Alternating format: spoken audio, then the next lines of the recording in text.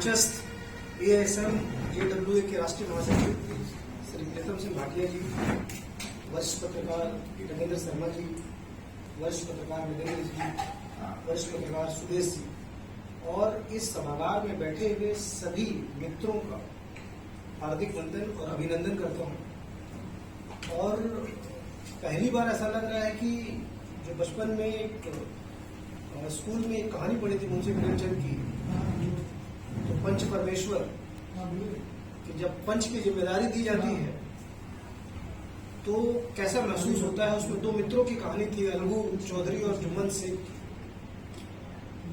तो ये जो जिम्मेदारी मिलती है किसी संगठन में या किसी पद को लेकर के, तो तब एहसास होता है कि आप किस जगह पे आपको खड़ा किया गया है और आपकी जो जिम्मेदारी है उस जिम्मेदारी का स्तर कितना बढ़ गया। तो आप सभी लोगों का हृदय से धन्यवाद देता हूं कि मुझे इस लायक समझा गया कि मैं इस संगठन को आगे लेके जा सकूं, और बगैर आप सभी लोगों के सहयोग के ये संभव नहीं है। और आप सभी लोगों का जो सुझाव होगा, आप सभी लोगों का जो सहयोग होगा, उसको लेकर के हम आगे बढ़ेंगे। कुछ बातें मेरे दिमाग में हैं। मैंने उस दिन भी कहा था जब घाटशिला में हमारा कार्यक्रम हुआ था, तो हमने कहा था कि चूंकि समय कम है तो जो बातें दिमाग में है मैं बोल नहीं पा रहा हूं।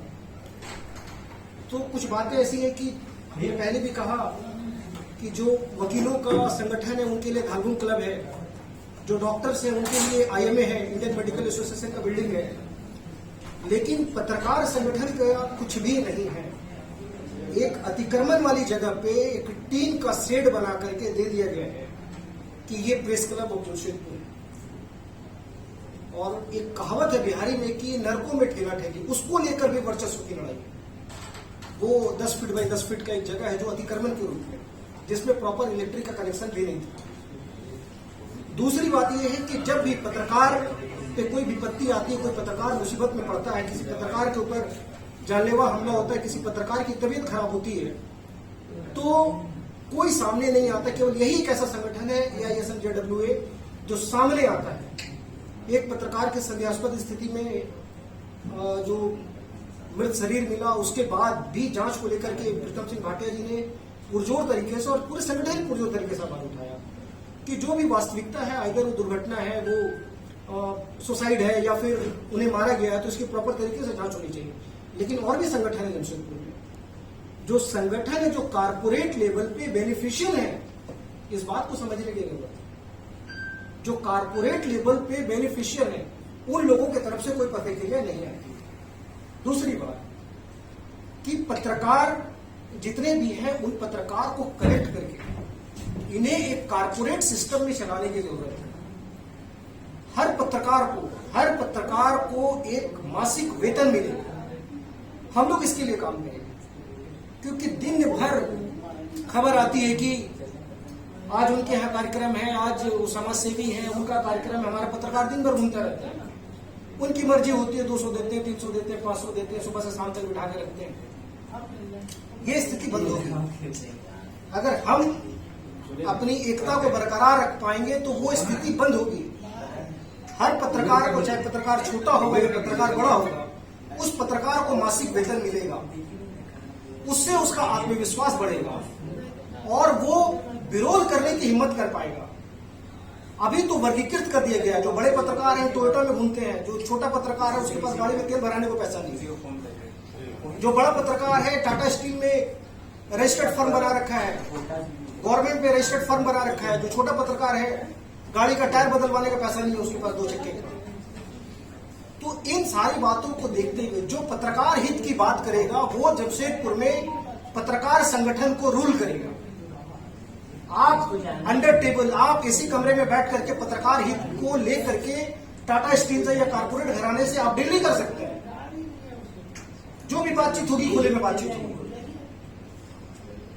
ये कुछ बातें हैं जो मेरे दिमाग में है। मेरा एक जो कैलकुलेशन है कि पत्रकार हित को लेकर इन सारी बातों को हम लोग उठाएंगे आगे भविष्य में, और आने वाले समय में हम लोग ये देखेंगे कि और क्या बेहतर किया जा सकता है। इंश्योरेंस का मुद्दा है, और सबसे बड़ी बात है कि अगर आप देखेंगे कि जब भी आप कोर्ट जाएं किसी मामले को लेकर के वकालतनामा हम जब खरीदते हैं तो वहां पे कोर्ट फी या एडवोकेट बेनिफिशियल एक उनका एक ट्रस्ट है, उनका एक फंड है। एक वकालतनामा पे या एक आप केस फाइल करते हैं तो 250-300 रुपए का टिकट लगता है। आज जमशेदपुर जिला बार एसोसिएशन के पास करोड़ों का फंड है, करोड़ों का फंड है। जिस किसी भी अधिवक्ता को इमरजेंसी फंड की जरूरत होती है, घर में शादी ब्याह है, किसी की जेनी मरनी हो गई या किसी भी तरीके का तबियत खराब हो गया, उस फंड से उस अधिवक्ता की मदद होती है। हमारे पास क्या है? हमारे पास क्या है? जो 2 संगठन प्रेस क्लब का काम करते हैं, वो साल में एक जूता और एक ट्रैक सूट दिलवा करके अपने आप को बहुत वाहवाही करते हैं। और हमारे पत्रकार मित्र भी, उनकी सोच भी इतनी संकीर्ण हो गई है कि मेंबरशिप चलता तो हम 3700 का न दिए, 1500 को तो जूता और ट्रैक सूट मिल गया। भाई साहब, इस सोच से बाहर निकलिए, हम इससे बहुत ज्यादा डिजर्व करते हैं। सब हमारे यहां अगर आप देखेंगे तो कई समाजसेवी हैं, नाम नहीं लेंगे, जो उनका अपना जो है एक प्रेस ग्रुप चलता है। फलाना सिंह है, उनका एक प्रेस ग्रुप है, फलाना श्रीवास्तव जी उनका एक प्रेस ग्रुप है, टाटा स्टील का एक प्रेस ग्रुप है। आप जस्टिफाई करोगे क्या? आप जस्टिफाई करोगे हमें?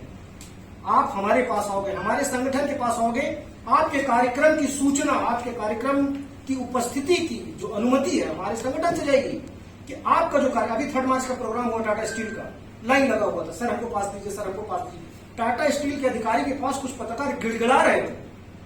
क्यों भाई? आपकी खबर चला के पत्रकार एहसान करता है।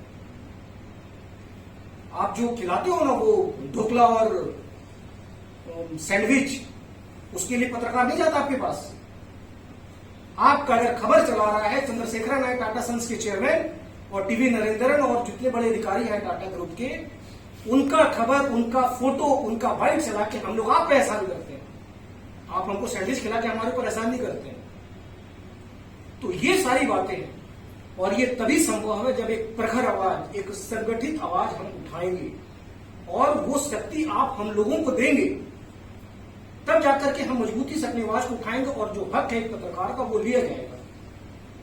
तो प्रीतम सिंह भाटिया जी का शुक्रगुजार है कि शायद उनको ये लगा हो कि मैं किसी काबिल हूं, किसी योग्य हूं, उस योग्य मुझे समझा गया।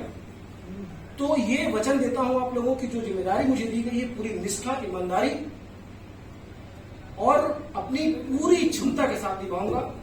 बाकी